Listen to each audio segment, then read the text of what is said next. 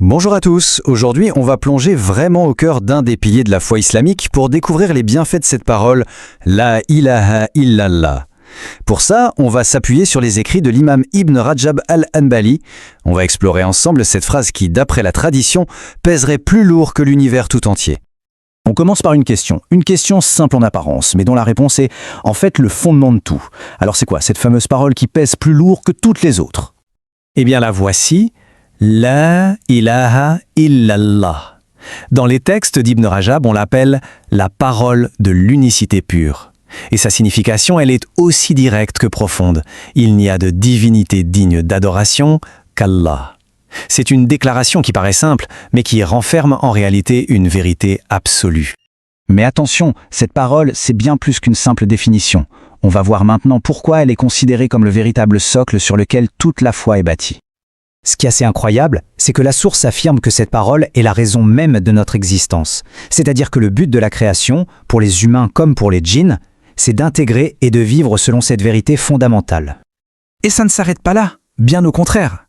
C'est le message central pour lequel tous les messagers ont été envoyés et pour lequel les livres saints ont été révélés. C'est vraiment le fil conducteur de la révélation divine à travers les âges. Cette analogie d'Ibn Uyayna, elle est magnifique, je trouve. Elle compare le réconfort spirituel de cette parole dans l'au-delà à quelque chose de très concret, le besoin vital et le plaisir simple de l'eau fraîche ici, sur Terre. Ça rend un concept abstrait incroyablement tangible. Ok, donc on a vu sa dimension cosmique, presque vertigineuse. Maintenant, explorons son impact plus personnel, plus intime. Comment est-ce que cette parole façonne concrètement la vie spirituelle de tous les jours ? Déjà, sa valeur en tant qu'action est juste essentielle. Dans un dialogue qui est rapporté avec Abu Dhar, le prophète affirme que le simple fait de prononcer « La ilaha illallah » est en soi la meilleure bonne action qu'on puisse faire. Et que faire quand on sent que sa foi faiblit un peu, qu'elle s'use comme un vieux vêtement? Eh bien, la source mentionne une instruction prophétique. Répéter cette parole serait le moyen de renouveler sa foi. C'est comme lui redonner de la vie, de la force. Et il y a un autre bienfait, et il est puissant, l'effacement des péchés.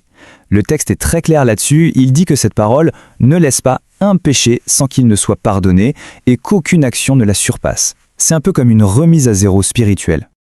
100. Voilà, retenez bien ce chiffre, parce qu'il est la clé d'une pratique bien spécifique, mentionnée dans les textes, avec des récompenses tout aussi spécifiques. Alors voilà ce qui est promis pour la récitation 100 fois par jour d'une version un peu étendue de la formule.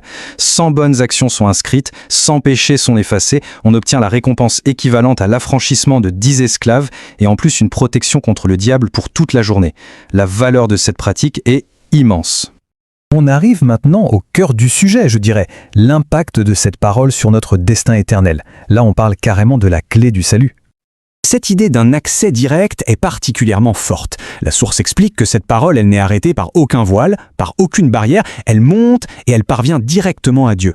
Cette image, qui est attribuée au prophète Noé s'adressant à son fils, elle est juste saisissante.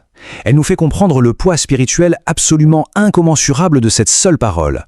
Le poids de toute la création ne suffirait même pas à faire contrepoids sur la balance du jugement. C'est vertigineux.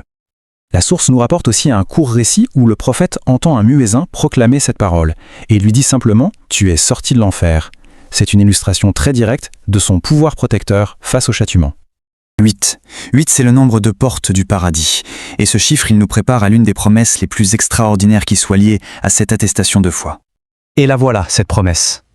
La récompense ultime pour la personne qui vit et meurt en accord avec cette parole, c'est d'entrer au paradis par n'importe laquelle des 8 portes de son choix. C'est l'expression même d'un honneur suprême. Pour conclure, il y a un point absolument essentiel à comprendre. Le pouvoir de cette phrase ne vient pas de sa simple prononciation comme une formule magique. Non, c'est bien plus profond que ça.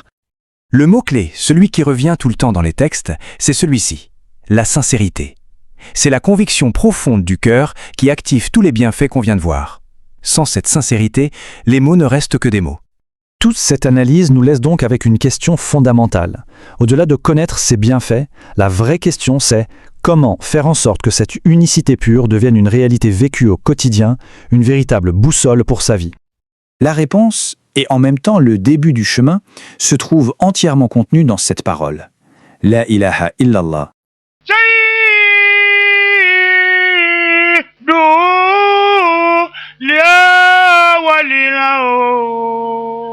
ولكن محمد